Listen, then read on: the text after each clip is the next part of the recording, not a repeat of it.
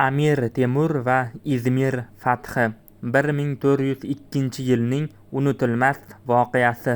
Butun Sharq hamon Amir Temurning qudratli yurishlari haqida so'z yuritar, uning jangovar salohiyati, siyosiy zukkoligi va adolatparvarligi tilga olinardi.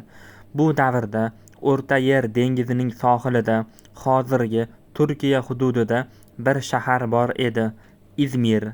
Bu shahar o'sha zamonlarda G'arbiy Yevropa xristian ordeni gospitaliyet ritsarlari qo'lida bo'lib, ularni musulmon yerlarida mavjudligi Temurga yoqmasdi. Temur uchun bu nafaqat strategik, balki diniy ahamiyatga ega masala edi. U musulmon yurtlarida xristian qo'shinlarini quvib chiqarishni o'ziga burch deb bilar edi. Yurish boshlandi. Amir Temur 1402-yilning qishida Anqara jangidan so'ng g'arbga qarab yo'l oldi. Maqsad Izmir. Bu shahar mustahkam qal'aga ega edi. Dengiz orqali g'arb bilan aloqada, ichkaridan esa dushman qo'shinlari bilan to'la. Temur shahar atrofida lashkarini joylashtirdi. Uning qo'shini turli millat va elatlardan iborat edi. Turklar, forslar, mo'g'ullar, hatto Kavkazdan ham jangchilari bor edi. Temur qal'ani bevosita zabt etish o'rniga avval uni to'sib qo'ydi. Oziq-ovqat yo'llarini uzdi. Dengizdagi harakatini to'sishga urindi. Qamal va hujum. Izmir qal'asi bir necha hafta qamal ostida qoldi.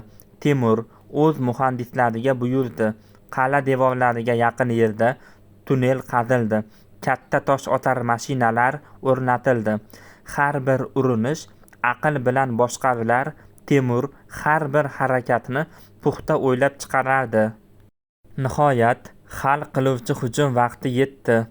Temur o'z qo'shiniga amr berdi. Qattiq jang bo'ldi.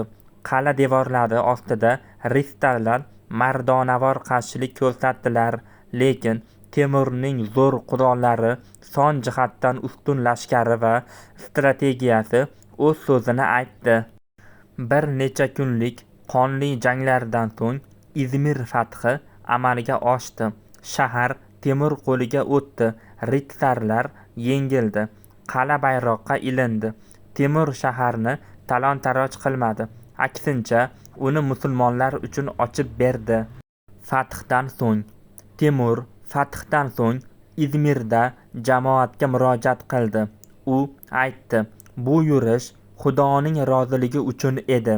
Bu yerda endi zulm emas, adolat hukmron bo'ladi." Shundan so'ng Temur g'arbdagi yurishini tugatdi va yana sharqqa, o'z saltanatiga qaytdi.